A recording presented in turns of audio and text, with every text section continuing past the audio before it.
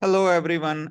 Thank you so much for giving us this opportunity. I'm really grateful. Our host, Imam Sohail Chaudhry, who is from East Lansing, Michigan, where he has been serving as a religious scholar and imam for the past 8 years. So, a couple of very interesting facts about Imam Sohail Chaudhry. So, he grew up in Pakistan and moved to United States around age 17.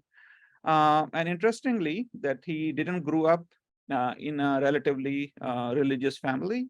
So when he came to US, he did his bachelor in computer engineering. And then his interest in understanding various global religion started. And he studied, he did research. And as part of his research and religious study, he started visiting different prisons and become a chaplain for various prisons. And he wanted to explore what are various reasons why the some prisoners are converted to Islam. And after with his research work, he completed his bachelor and master in Islamic studies. He taught Islamic studies at West Virginia University, and currently he's teaching at Alma College, Michigan. And during his years of experience, he have come across many parents almost across US, especially in Michigan, who have been struggling with connecting and understanding with their children. So I'm really grateful, Imam Suhail Chaudhry, for joining us. Thank you so much for your time. Thank you for having me. So let's start our first questions.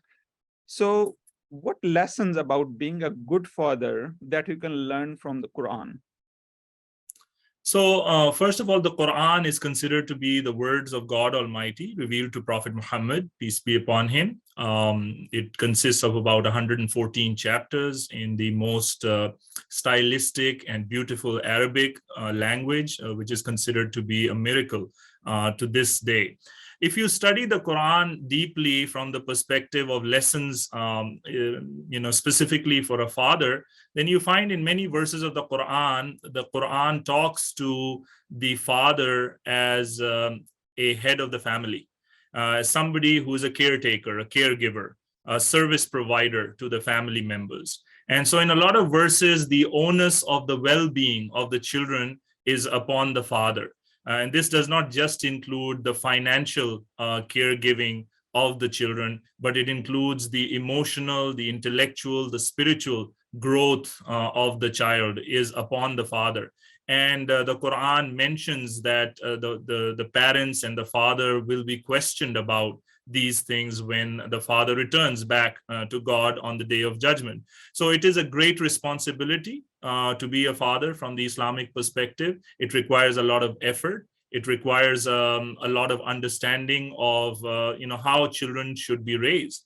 We have, for example, stories in the Quran of prophets like Prophet Noah, peace be upon him, who is dealing with a disbelieving son.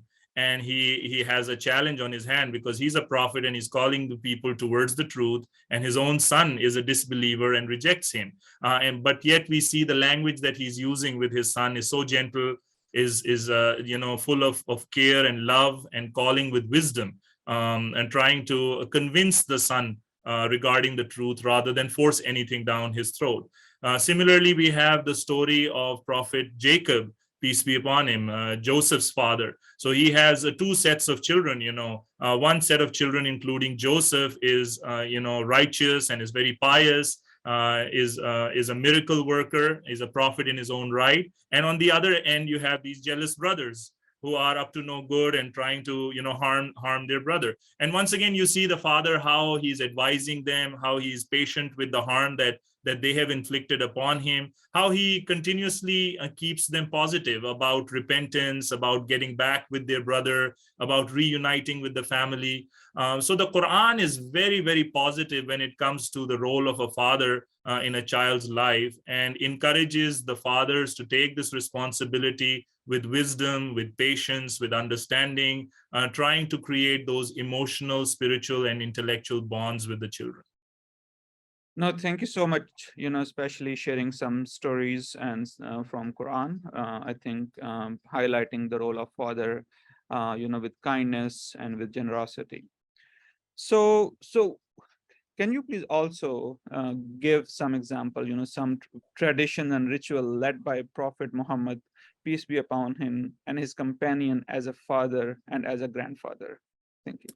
Yeah, so the Prophet Muhammad, peace be upon him, is extremely important because after the Quran, then his way of living, his teachings would become the secondary source in Islamic, understanding of things, and that is what we call the Sunnah, or the way of the Prophet Muhammad, peace be upon him, which includes his statements, but also his actions, which were recorded by his companions. We find that Prophet Muhammad, peace be upon him, was blessed with children, and he has 4 daughters that he has raised with his wife Khadija. All his sons sadly passed away in their infancy. And so we don't have a lot of material regarding how he was dealing with his sons, because they passed on early. But his daughters, they mature under his care, and we find examples. For example, whenever he would see one of his daughters, Fatima, coming or approaching him, he would empty his chair for her, in respect and love for her. He would say to her openly that you are the most beloved person to me, sending a very, very positive message to the rest of the society, which, remember, was a very patriarchal society, a tribal culture. This was a society before Islam where women were even buried alive. Daughters were used to be buried alive, and people used to be ashamed of having too many daughters. So in this kind of a context, Prophet Muhammad, peace be upon him, showing respect and love and care for his daughters was a big change for the society there. We also find Prophet Muhammad, peace be upon him, as a grandfather for his 2 grandsons, Al-Hassan and Al-Hussein, who would at times climb up on him while he's in the middle of prayer, and he's prostrating, his head is on the ground, and they are actually playing on him, on his back. And what the Prophet would do is not brush them off or not be angry with them. Rather, he would extend or prolong his prostration and let them be satisfied with their playfulness, and then he would raise his head there. He was often seen kissing his grandchildren. In fact, there's a story where a Bedouin man comes from the desert, and he sees the Prophet kissing his grandchildren, and he says to the Prophet, I have 10 children and I've never kissed them in my life. And Prophet Muhammad, peace be upon him, responds, well, what can I do if God has taken all mercy out of your heart? Meaning this is a great blessing from God to have that love and connection and bonding and kindness towards the children around you. We also have other examples where Prophet Muhammad, peace be upon him, is interacting with other kids in society, not just his own family members, but other children in society. We have the example of Anas ibn Malik, who was one of the young companions, who was only 10 years old when he met the Prophet, peace be upon him, and he lived with the Prophet for 10 years. And he said never during those 10 years did the Prophet ever use any bad words for him or became angry at him. Whenever the Prophet would see him, he would smile. He said, I've never seen the Prophet look at me except with a smile.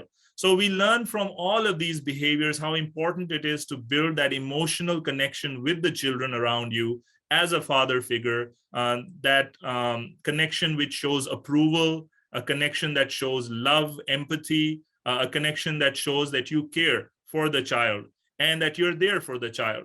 And then even his teaching style was a way that children would remember, creating those positive memories. So, for example, we have Abdullah ibn Abbas, one of the young cousins of Prophet Muhammad, peace be upon him. He's a child, and he's riding with the Prophet, peace be upon him, on the same horse or the same camel, of the time. And Prophet Muhammad is teaching him about Islam while they're having a ride, which shows, the child is not only learning intellectually and spiritually, but is also absorbing that memory, which will stay with the child for the rest of their life. That I was with the Prophet on the back of this camel or on the back of this horse, and I was having fun while he was teaching me something positive about God, about my spirituality. So all these examples shed a very clear picture or light on the character of a father figure in a community or in a household.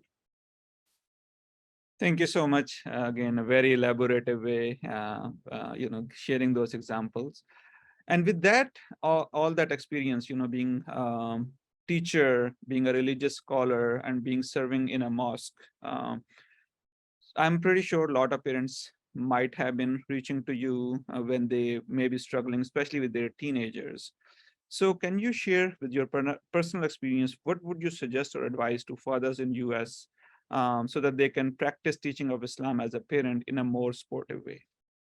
Yeah, I think the most important thing is giving time to the children when they're younger. A lot of parents I see, because they're so busy with their work schedules and their jobs, trying to make ends meet, that they are neglecting their children.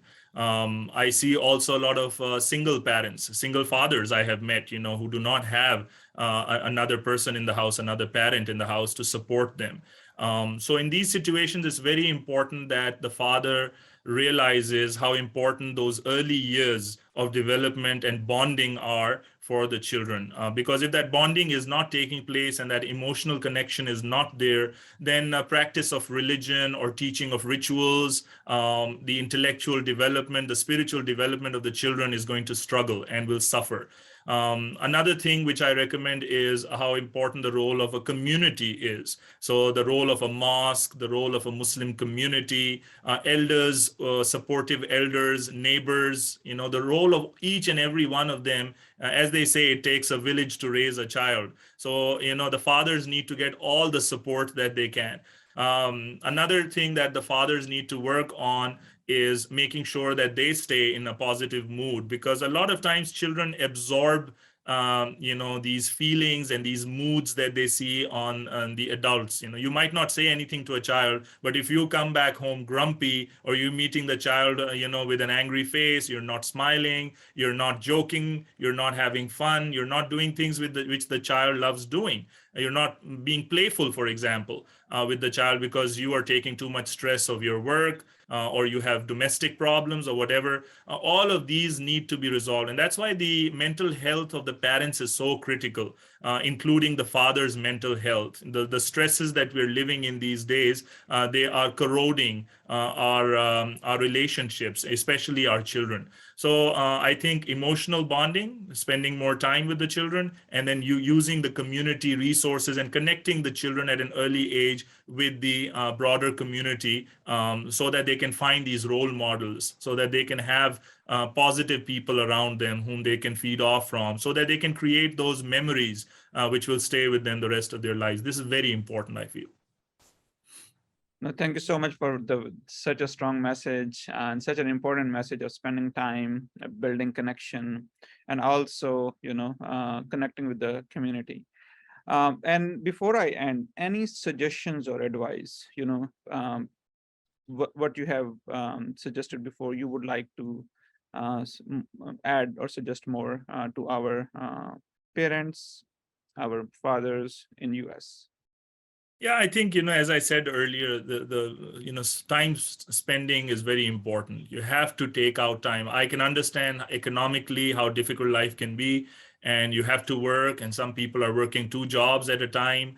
Sometimes there's the marriages are broken, there's domestic issues going on, but one has to understand that this is a long-term investment, in the children. And one can go through short-term financial losses, one can go through going through difficult personal periods in life, but not at the cost of the children, because that is going to ruin their lives forever. Their brain development, their spiritual development, their social development, their communication with parents. I mean, I've had one time a family came to me, and they were having communication problems with their teenage daughter. And when I dug into this more, I found that the daughter was on the phone all the time. So technology is a big challenge for many of the parents today. Is how to strike a balance with these phones and tablets and internet and YouTube, and the list goes on and on and on, with video games and movies and so on. So it's very important for the parents from an early age to strike that balance between technology, between fun, but also spending time with family, narrating stories. Children love stories. It's very important that father figures, learn to narrate, be good narrators of stories, because that will cause that bonding to take place. But more importantly, taking this seriously, because a lot of parents, I feel, realize all too late how important their time with their children was in the early years. So the early child development, I feel, is critical for a better future for the children, for their religion, for their spirituality. Thank you so much, Imam Sohail Chaudhry, for your time, for your guidance, and for your valuable suggestions. And we appreciate, all what you have been doing. Thank you so much. Thank you so much. You're welcome.